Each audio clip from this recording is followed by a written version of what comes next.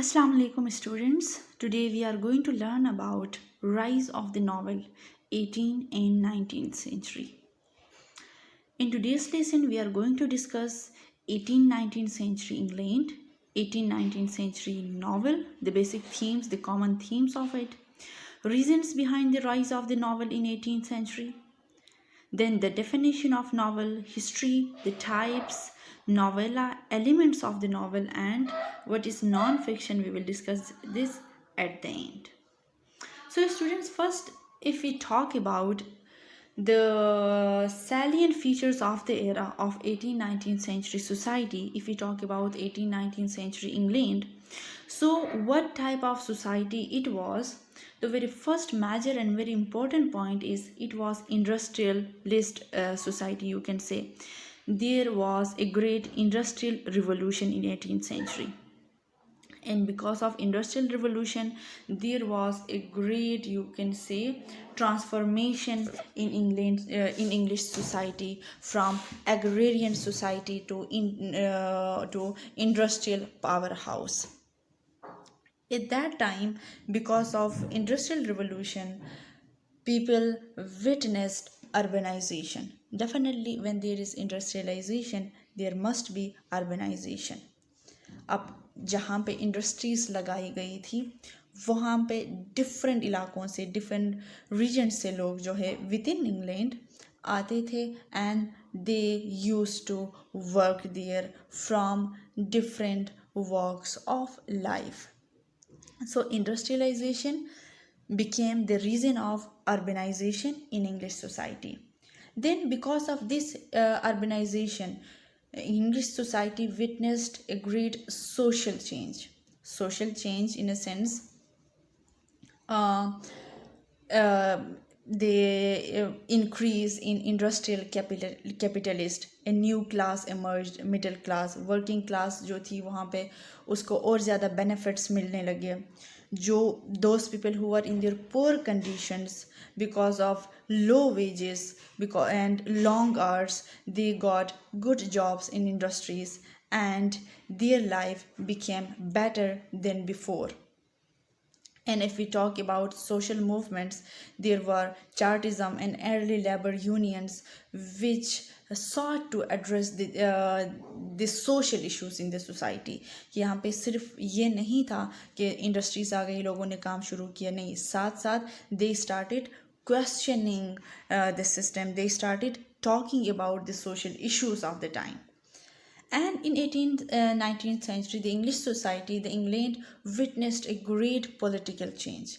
Great political change in the sense a kind of, you can say, a glorious revolution of 1688, where they talk about constitutional monarchy. Constitutional monarchy in a sense they limited, the power of monarchy became limited, and the power of the monarchy in favor of parliament. Simply, there was a great revolution where the people stood for parliament.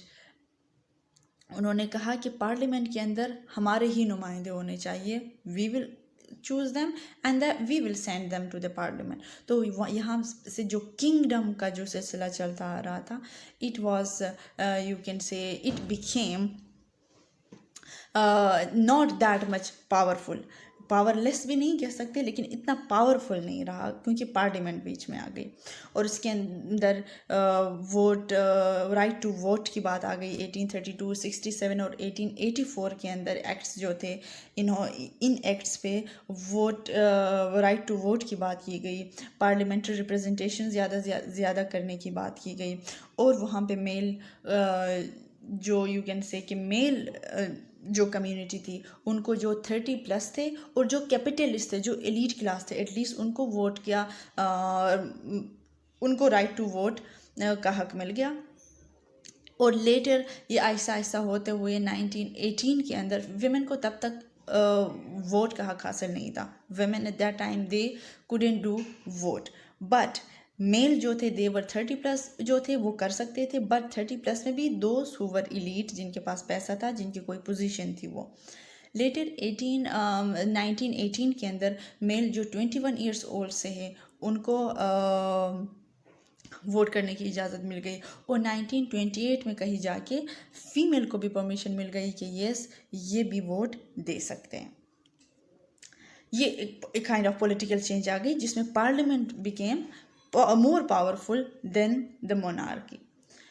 Then colonial expansion, definitely you all know that कि British जो थे वो जहाँ पे भी गए उन्होंने colonisation की थी, वो कॉलोनियलिज्म लेकर आए थे, चाहे वो हम इंग्लैंड की सब कॉन्टिनेंट की बात करें, हम अफ्रीका की बात करें, हम नॉर्थ अमेरिका की बात करें। सो उस टाइम में ये जहाँ जहाँ इन्होंने कॉलोनाइज किया हुआ था इलाकों को, कंट्रीज़ को, तो वहाँ से ये सारा उनका रॉ मटेरियल लेकर इंग्लैंड जाते थे, जिसकी वजह से उनकी वेल्थ तो उनका रॉ मटेरियल तो लेकर जाते थे, बट साथ साथ में ये जो इलाके थे they started resistance against these colonised powers. अब कॉलोनाइज्ड पावर कौन थी? England, the monarch, the queen you can say. अब ये उनके इलाकों से उनका रॉ मटेरियल तो लेकर जाते थे to make them self wealthy, but साथ साथ में 18-19 सेंचुरी के अंदर इन इलाकों के लोगों ने भी आज़ादी के लिए, अपने इंडिपेंडेंस के लिए, अपने फ्रीडम के लिए कॉलोनियलिज्म को क्वेश्चन करना शुरू किया था। तो ये बात आप याद रखिए कि कॉलोनाइज्ड नेशन में उस टाइम में क्या होता था जब इंग्लैंड में ये सारा कुछ चल रहा था, जो पॉलिटिकल चेंज इंग्लैंड में आ रही थी। Cultural and intellectual development, you can say it is one of the most, you can say, great features of 18-19th century society. Culture और intellectual development कैसे आई? People started reasoning, they started talking about individual rights, they started talking about politics, they started talking about social reforms. और इन्हीं reforms को जब वो बात करेंगे तो definitely the state is going to listen to them कि लोग क्या चाहते हैं, लोगों के क्या मसाइल है। साथ साथ में रोमांटिसिज्म या रोमांटिक एरा, जो Wordsworth was one of the great name, S T. Coleridge, Samuel Taylor Coleridge and the others, John Keats etcetera, तो वो रोमांटिक पोइट थे हमारे। तो रोमांटिसिज्म भी उस time you can say it was started and then peak पे भी चली गई थी। तो ये इमेजिनेशन और इमोशंस का जो एक फीचर रोमांटिसिज्म लेकर आया था, ये भी इस कल्चर के अंदर उनकी इंटेलेक्चुअल डेवलपमेंट में बहुत ज़्यादा साबित, यू कैन से कि एक अच्छी चीज़ साबित हुई। People started to focus on themselves, they started talking about themselves, they started talking about individuality, they started giving importance to human emotions, human needs. तो ये चीज़ बहुत ज़्यादा ज़रूरी होती है किसी भी सोसाइटी में कि बंदे को अपना पता हो, अपने फीलिंग्स का पता हो, उसको पता हो कि मुझे क्या चाहिए और मेरे साथ क्या हो रहा है। तो 18-19 सोसाइटी के अंदर ग्रेट इंटेलेक्चुअल डेवलपमेंट भी हुई। Then definitely it was industrial society, it became industrial society, industrialization आ गई थी। देन टेक्नोलॉजिकल इनोवेशंस भी बहुत ज़्यादा हो गई।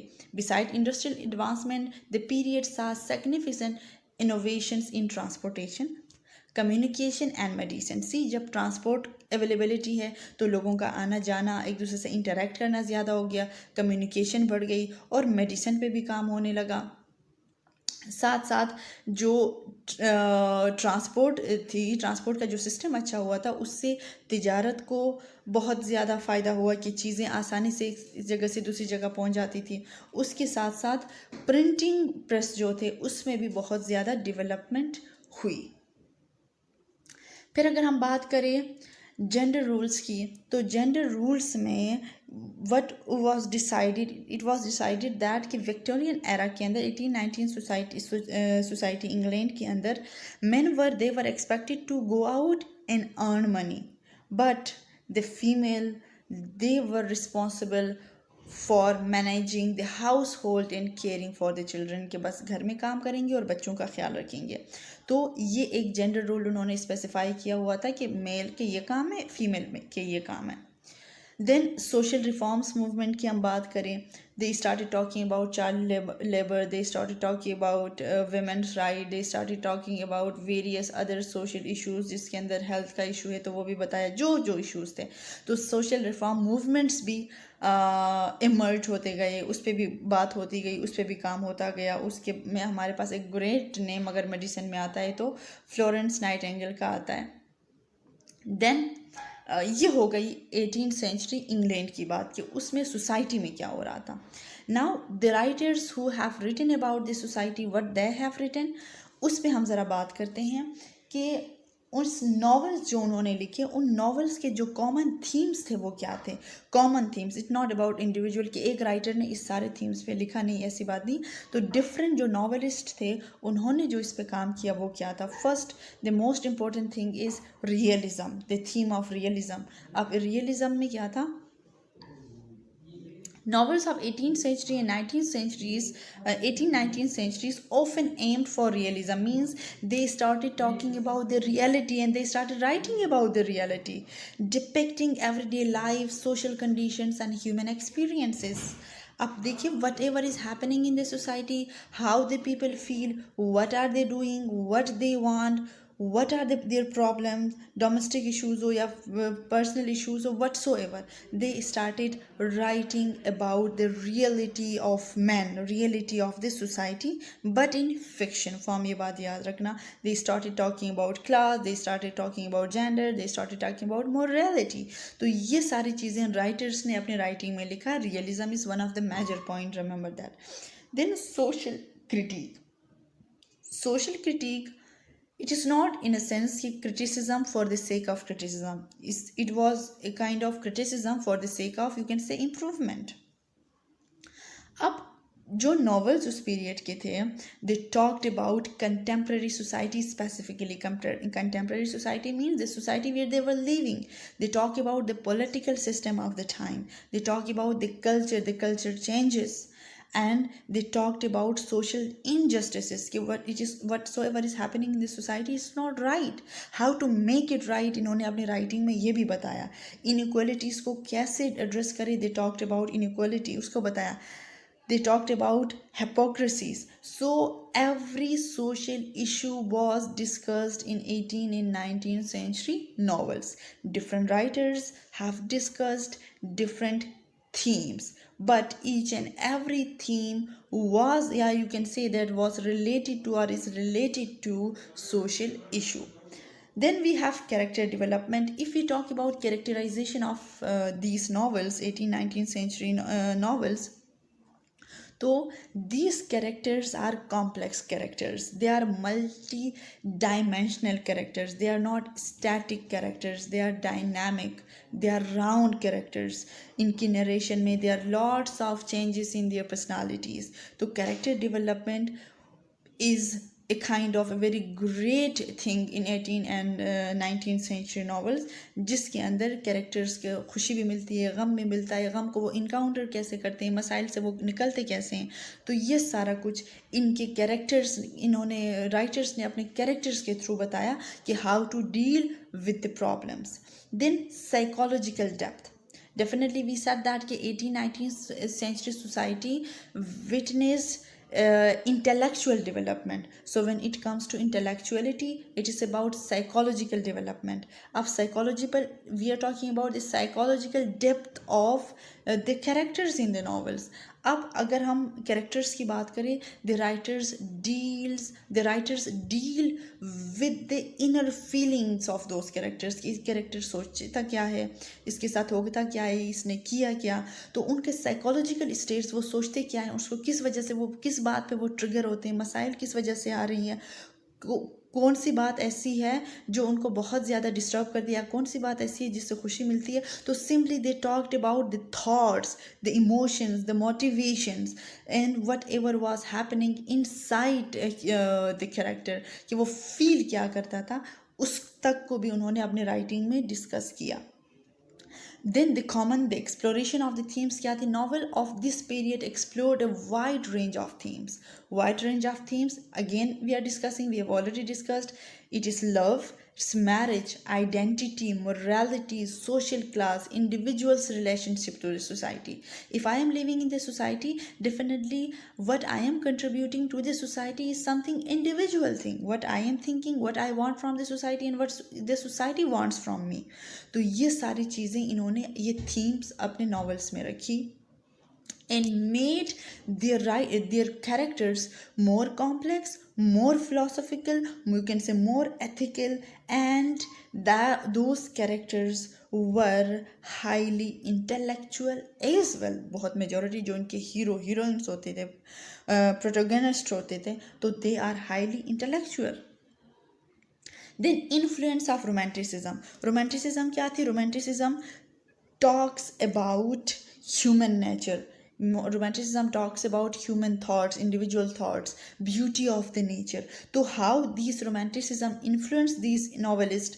तो romanticism की अगर हम बात करें, तो late 18 और early 19th century में romanticism was started. Wordsworth, Coleridge, John Keats, Byron, these are some of the great names of romantic era. So if the themes of those romantic era were nature, imagination and supernatural, but वो सारे expressions हमें नज़र भी आ गए Mary शेले के novels में, Bronte sisters के novels में, एडगर एलन पो की शॉर्ट स्टोरीज के अंदर. तो the influence of romanticism was there in the novel of 18th-19th century. Now thirdly we are going to discuss the reasons behind the rise of the novel in 18th century England. कि 18th century England के अंदर novel को इतनी ताकत कैसे मिली, how it flourished, how it grew up in that very society. So the very first and major reason is rise of the middle class. Middle class जब आ गई, अच्छा इस ये वजह कैसे बनी? इससे पहले हमारे पास एग्रेरियन सोसाइटी थी, काइंड ऑफ एग्रीकल्चर सोसाइटी थी. एग्रीकल्चर सोसाइटी से इंग्लैंड शिफ्ट हुआ इंडस्ट्रियल में. जब इंडस्ट्रियल में शिफ्ट हुआ तो डेफिनेटली जो लोअर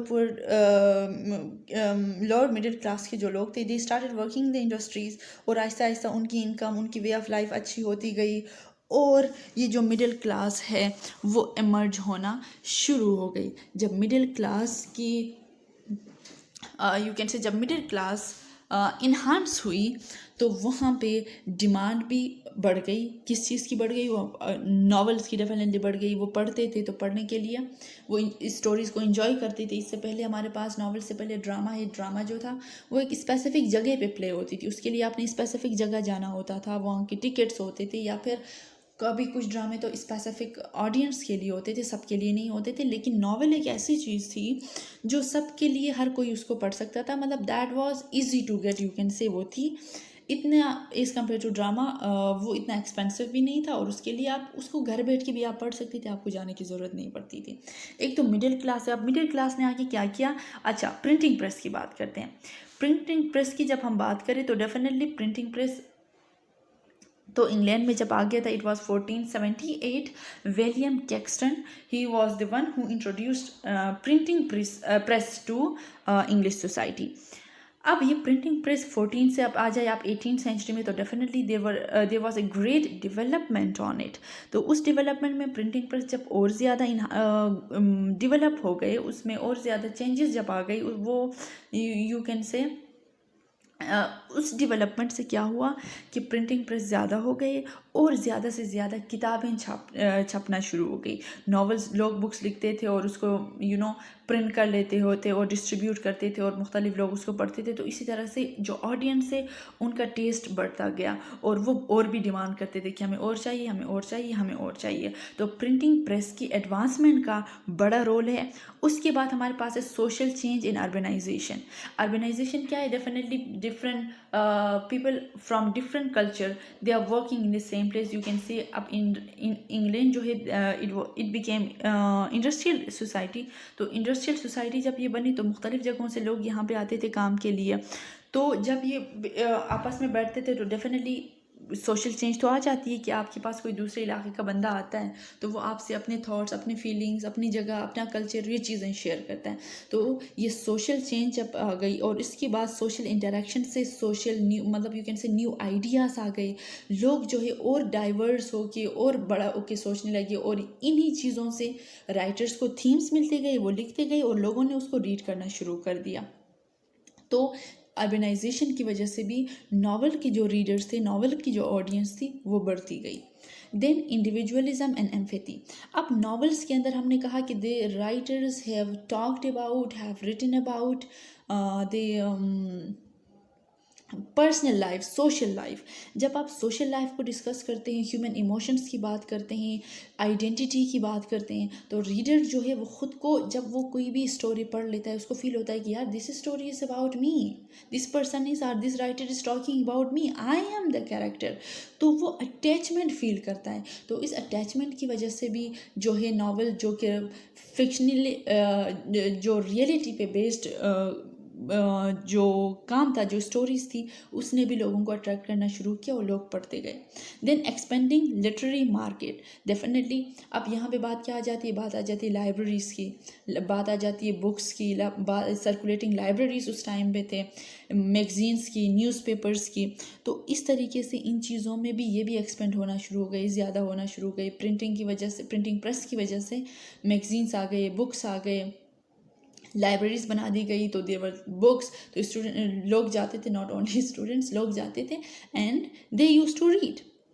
वैसे अभी जो मैंने कहा कि स्टूडेंट एकदम से माइंड में आ जाता है ना, whenever it comes to library, तो हमारी ये सोच होती है कि यहाँ भी स्टूडेंट्स ही पढ़ते होंगे, लेकिन ये है कि हर कोई जाके पढ़ सकता है और ये बहुत अच्छी बात है, लेकिन ये थोड़ा कम हो गया है। Anyhow, exploration of new themes and genres. अब यहाँ पे जब exploration of new themes and genres क्या थे, where we have discussed earlier कि different themes क्या थे वहाँ के, तो novelists they started talking about different themes, different genres. They talked about social criticism in a way like satire use किया, ironical वे में बताया। दे talked about romance, adventure, psychological exploration of the characters, जिसको हमने पीछे डिटेल में discuss किया है, तो ये वही चीज़ है। आगे बढ़ते हैं। Political and philosophical influence, the enlightenment with its emphasis on reasons, individualism and rights of the individual influenced the development of the novel as a form of literary expression. A novel often reflected the intellectual and philosophical currents of the time. अब देखो इसमें political और philosophical का क्या है कि whatever was happening politically and philosophically in the society, they started writing about them, और वो चीज़ जो है वो relate कर गया, influence होते गए, इसलिए political development भी होती गई, लोगों ने question भी किया, accept भी किया, कुछ चीज़ों को reject भी किया, और लोग more philosophical भी होते गए कि देखो आप का माइंड खाली है, आप जब कुछ पढ़ते हो तो उसमें आप भरते जाते हो, कोई आपको बताता है, आपको इन्फॉर्मेशन मिलती है, कोई मसला होता है, आप उसको डिस्कस करते हो, डिफरेंट आइडियाज़ आते हैं, तब इससे इस तरीके से इंटेलेक्चुअलिटी बढ़ जाती है। अगर बंदा एक ही जगह किसी से बात किए बगैर रहे तो डेफिनेटली उसकी तो कोई ना पॉलिटिकल डेवलपमेंट होगी, ना फिलोसॉफिकल, ना इंटेलेक्चुअल। फिजिकल तो हो जाएगी, लेकिन मेंटल जो उसका माइंड है वो डेवलप नहीं होगा, उसमें थॉट्स डेवलपमेंट नहीं होगी, उसमें आइडियाज़ नहीं होंगे। लेकिन 18-19 सेंचुरी में डाइवर्स सोसाइटी, अर्बनाइजेशन की वजह से तो ये सारी चीज़ें होना शुरू हो गई थी। Then the most engaging reason towards the novel, that was serial publication. अब serial publication है क्या? उस टाइम क्या होता था, न्यूज़पेपर में एक नॉवल है, फॉर एग्जांपल उसके 20 चैप्टर्स हैं, तो वो हर हफ्ते एक न्यूज़पेपर में फॉर एग्जांपल ये वो करते थे कि एक चैप्टर डाल देते थे, एक हफ्ते का एक चैप्टर, दूसरा दूसरे हफ्ते में, तीसरा तीसरे हफ्ते में। वो सीरियल वॉइस, जैसे हम ड्रामा देखते हैं कि एपिसोड देखते हैं, आज एक एपिसोड देखा, कल दूसरा, तीसरा, इस तरीके से ये मैगजीन्स या न्यूज़पेपर में इस तरीके से नॉवल को ये लोग प्रिंट कर छापते थे। या उसके बाद क्या होता था, जब वो एक एपिसोड पढ़ते थे तो वो नेक्स्ट का वेट करते थे। इस तरीके से नॉवल ने ऑडियंस को अपने साथ इंगेज रखा। रीडर्स जो है उस चीज़ से, जब डेफिनेटली एक एपिसोड होता है तो दूसरे के बारे में भी आप लोग सोच रहे होते हो, यार इसके बाद क्या होगा, कब संडे फिर आएगा, फिर ये ड्रामा लगेगा, फिर हम इसको देखेंगे। इस तरीके से उस टाइम के लोग कहते थे कि कब ये दोबारा इसकी नेक्स्ट जो इसका पार्ट है वो आएगा, हम उसको पढ़ेंगे। तो वो जो अटैचमेंट थी वो बढ़ गई और साथ में इस नावल की पॉपुलैरिटी में इजाफा होता गया। अच्छा, अगर हम उस टाइम के विमेन राइटर्स की बात करें, we had great writers, Jane Austen, जिसको हम अभी पढ़ेंगे भी इंशाल्लाह, Mary Shelley, Bronte sister, Elizabeth Gaskell's, ये जो जितने सारे नेम्स हैं ये उस टाइम के ग्रेट विमेन राइटर्स हैं। अब इन विमेन राइटर्स ने जो कॉमन थीम्स क्या सेलेक्ट किए, हम उस पर बात करेंगे। इंडिविजुअल की बात नहीं करेंगे कि इसने इस पे काम किया, हम कॉमनली इन सब की बात करेंगे कि मोस्टली विमेन ने किस थीम पे काम किया. तो the women writers they talked about independence, they talked about morality, they talked about harsh realities of the society, they challenged the norms, they challenged simply the patriarchal society, what's happening to the women. तो इन चीज़ों को उन्होंने discuss किया, लेकिन बहुत ही major portion उनका individuality पे इन्होंने फोकस किया. ओके, अब हो गया ये क्या था, yes, regions behind the rise of novel. तो इन सारे वजूहात की वजह से नावल को एक ग्रेट फेम मिल गया. नाउ नावल है क्या, what is fiction and what is non fiction. First we are going to discuss fiction. Fiction is something which is based on imagination. Imaginary writing है, your character is imaginary, the story is imaginary. लेकिन हमेशा याद रखना that imagination is linked to the reality. अब novel fiction के अंदर हमारे पास नॉवेल्स हैं, हमारे पास शॉर्ट स्टोरीज हैं, फेबल्स हैं, कॉमिक बुक्स हैं, फेरी टेल्स हैं. और हमेशा when it's about novel fictions we have plot. Plot क्या है, we have categories of events, series of events you can say, कि वहाँ पे डिफरेंट इवेंट्स होते हैं कि स्टोरी में क्या क्या हुआ, लड़ाई हुई, शादी हुई, ब्रेकअप हुआ, क्या हुआ क्या नहीं हुआ. तो ये सारे कुछ प्लॉट के अंदर आते हैं, जिसको आगे जाके हम डिस्कस करेंगे. तो let's talk about novel. What is novel. Novel ऐसे निकला है विच मीन्स फ्रेश स्टोरी. तो Stephen King has defined novel is fiction is the truth inside the lie. Now see, fiction is the truth inside the lie. अभी पीछे हमने कहा ना, imagination, based on imagination, but it is about the reality. The writer who is facing the society, who is living in the society, तो definitely उसके mind में वही चीज़ें आती हैं ना, वो सोसाइटी से रिलेटेड ही लिखता है, लेकिन कैरेक्टर्स के थ्रू, या कैरेक्टर जो है वो एनोनिमस होते हैं, वो नाम देकर स्पेसिफिक कि ये बंदा कहकर नहीं लिखता, वो स्टोरी सोसाइटी में ही, क्योंकि कोई भी राइटर हो उस सोसाइटी का उस पर ग्रेट इन्फ्लुएंस होता है. हर राइटर अपनी सोसाइटी में इन खो चुका होता है, सोसाइटी में जो कुछ हो रहा होता है वो उसके बारे में लिखता है, लेकिन अपने तरीके से. अब वर्जीनिया वुल्फ ने क्या डिफाइन किया इसको, fiction is like a spiders web attached ever so slightly perhaps, but still attached to life at all four corners. Now see again, fiction तो है, imaginary तो है, but it is related to life. You feel it when you read it. Simply यह है. Now what is the definition of it जो हमने करना है. A novel is a long work of fictional prose narrative that typically tells a story about characters, events and settings. Novels often explore complex themes, develop characters over time, and engage readers through plot twists, conflicts, and resolutions. Novel, okay. अब पहले बात करें, long narration है, pros form में long narration, बहुत long story है. Novels come in various genres including romance, romantic novel भी होते हैं, मिस्ट्री में भी होते हैं, साइंस फिक्शन में भी होते हैं, हिस्टोरिकल फिक्शन में भी होते हैं, लिटरेरी फिक्शन में भी होते हैं. देयर आर थाउजेंड तो पता नहीं, but there are many types of it, right. But it is always related to the culture narratives, it is related to the human experience. याद रखना, जो आप करते हो वो सोसाइटी में जो कुछ हो रहा होता है वो उसको एक टच ज़रूर देता है. ये हो गई नॉवल की definition. Now come to history of novel, कि from where the novel got started. Boccaccio was the very first novelist. He has written Decameron in 1350, which was a Spanish work, but it was a collection of love stories in prose. In prose means novel. Okay. Now, who the pillars of English novel you can say are the four fathers of, या fathers of, the major नाम हमारे पास जब भी हम से कोई पूछे कि who is the father of English novel, we always have Henry Fielding. लेकिन हेनरी फील्डिंग, सैमुअल रिचर्डसन, इन बड़े नामों से पहले जो हमारे पास अर्ली नेम्स थे जिन्होंने नॉवल पे काम किया था, we have John Bunyan, Pilgrim progress उन्होंने 1678 में लिखा, Jonathan Swift, we have Thomas Nashe, we have Daniel Defoe, Robinson Crusoe जिसने लिखा. अब ये जो लोग थे they are the earlier writers, but इनका हिस्ट्री में ये नाम नहीं है कि is they are the founders, लेकिन they have made the road for Henry and Samuel Richardsons for okay. तो मैं क्या बोल रही थी, जो फादर्स बने ना उनके लिए रास्ता पहले से बनाया गया। जॉन बनियन जैसे राइटर्स ने, जॉनथन स्विफ्ट जैसे राइटर्स ने, थॉमस नेश जैसे, डैनियल डिफो ने, इन्होंने इतना नावल पे काम नहीं किया, कम लिखा, लेकिन इन्होंने लिखा। जो रोड की कंस्ट्रक्शन थी वो इन लोगों ने की, लेकिन आगे जाके उस रोड पे चलना आसान हो गया हेनरी फील्डिंग जैसे राइटर्स के लिए। अब अगर 18th सेंचुरी कुछ नॉवेल्स को मैंने उठाया हुआ है, इसको डिस्कस करते हैं ताकि हमें पता चले कि इन राइटर्स ने किस किस उस पे काम किया, थीम्स पे काम किया। Pamela is by Richardson.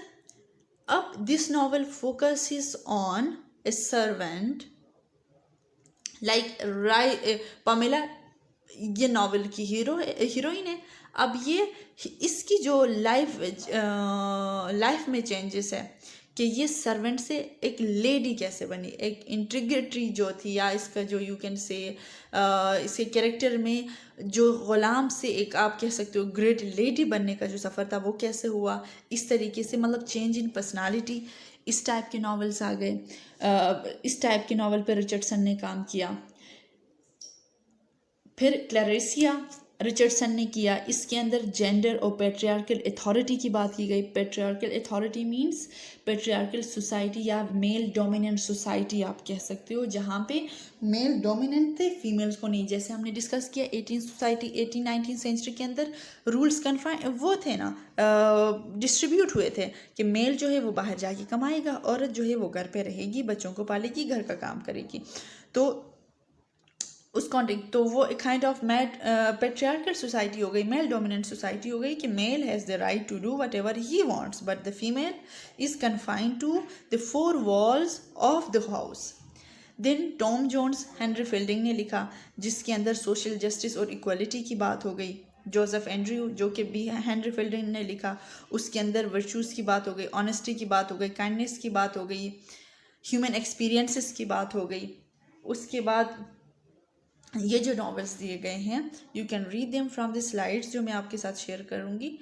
इसमें आप लोग पढ़े, सिर्फ इतना पढ़ें कि थीम्स कॉमन क्या थे, तो इसको सारा रीड आउट करने की ज़रूरत नहीं है। अब जेन ऑस्टन को डेफिनेटली हम कमिंग क्लास में जेन ऑस्टन को पढ़ने वाले हैं। तो जेन ऑस्टन जो थी, she was a great female writer.